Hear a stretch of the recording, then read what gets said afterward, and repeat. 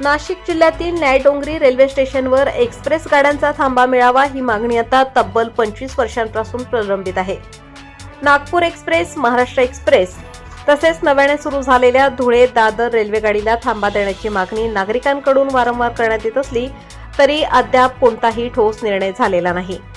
सुमारे 20,000 लोकसंख्या असलेले न्यायडोंगरी गाव आणि परिसरातील 24 गावांसाठी हे रेल्वे स्टेशन महत्त्वाचे संपर्क केंद्र आहे. शिक्षण, नोकरी, व्यवसाय, व्यापार आणि वैद्यकीय सेवांसाठी हजारो नागरिक रेल्वे प्रवासावर अवलंबून आहेत. मात्र येथे सध्या केवळ इगतपुरी, भुसावळ व देवळाली, भुसावळ, देवळाली अशा 4 मेमो गाड्यांनाच थांबा असल्यामुळे प्रवाशांना मोठ्या अडचणींचा सामना करावा लागत आहे. मुंबई, पुणे, नाशिक आणि जळगाव येथे जाण्यासाठी नागरिकांना तब्बल 25 किलोमीटर दूर असलेल्या नांदगाव किंवा चाळीसगाव रेल्वे स्थानकावर जावे लागते. अतिरिक्त खर्च, वेळेचा अपव्यय आणि प्रवासाचा त्रास नागरिकांसाठी रोजची समस्या बनली आहे. परिसरातील अनेक युवक नोकरीनिमित्त जळगाव आणि नाशिक येथे कार्यरत आहेत. रेल्वे थांबा नसल्यामुळे रोज प्रवास शक्य होत नसल्याने त्यांना शहरातच राहावे लागते. त्यामुळे राहणीमानाचा खर्च वाढून आर्थिक ताण निर्माण होत असल्याची नागरिकांची भावना आहे. न्यायडोंगरी परिसरात प्रगत वैद्यकीय सुविधा नसल्यामुळे गंभीर उपचारांसाठी नागरिकांना नाशिक आणि जळगाव येथे जावे लागते. मात्र थेट रेल्वे सुविधा नसल्यामुळे रुग्ण आणि त्यांच्या नातेवाईकांना मोठ्या अडचणींना सामोरे जावे लागत आहे. जळगाव जिल्ह्यातील अनेक छोट्या रेल्वे स्थानकांवर लोकप्रतिनिधींच्या मागणीनुसार विविध एक्सप्रेस गाड्यांना थांबा देण्यात आला असताना प्रवासी संख्या अधिक असूनही न्यायडोंगरी स्टेशनकडे दुर्लक्ष होत असल्याची भावना नागरिकांमध्ये तीव्र झाली आहे. संबंधित गाड्यांना येथे थांबा मिळाल्यास प्रवासी संख्या व आरक्षणात मोठी वाढ होईल आणि रेल्वे महसूलही वाढेल असे स्थानिकांचे म्हणणे आहे. न्यायडोंगरी व परिसरातील अनेक तरुण भारतीय सैन्य दलात कार्यरत असून सुट्टी दरम्यान प्रवास करताना त्यांना दूरच्या स्थानकावर जावे लागते. एक्सप्रेस गाड्यांचा थांबा मिळाल्यास सैनिक व त्यांच्या कुटुंबियांना मोठा दिलासा मिळेल अशी अपेक्षा व्यक्त होत आहे.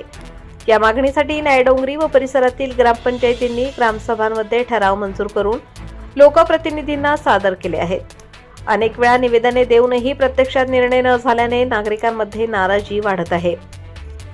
माजी खासदार स्वर्गीय हरिश्चंद्र चव्हाण यांना वेळोवेळी निवेदने देण्यात आली होती. निवडणूक प्रचारादरम्यान डॉक्टर भारती पवार यांनी न्यायडोंगरीतील श्रीराम व शिव मंदिरात तुमच्या गावातील उमेदवाराने दिंडोरी लोकसभा मतदारसंघाच्या निवडणुकीतून माघार घ्यावी. मी तुमचा रेल्वे थांबा बाबतचा प्रश्न पहिल्याच अधिवेशनात मार्गी लावण्याचे आश्वासन दिल्याचे नागरिक सांगतात.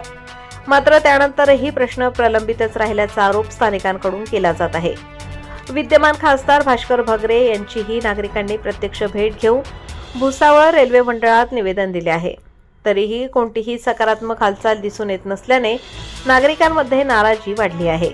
केंद्र व राज्यात एकहाती सत्ता असतानाही 25 वर्षांपासूनचा प्रश्न मार्गी लागत नसल्याने नागरिकांमध्ये संतापाची भावना वाढली आहे.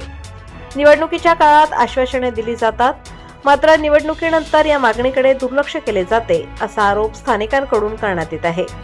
नागरिकांची मागणी आहे की किमान नव्याने सुरू झालेल्या धुळे दादर रेल्वेगाडीला तरी न्यायडोंगरी येथे थांबा देण्यात यावा, ज्यामुळे मुंबईकडे प्रवास करणाऱ्या प्रवाशांना मोठा दिलासा मिळू शकतो.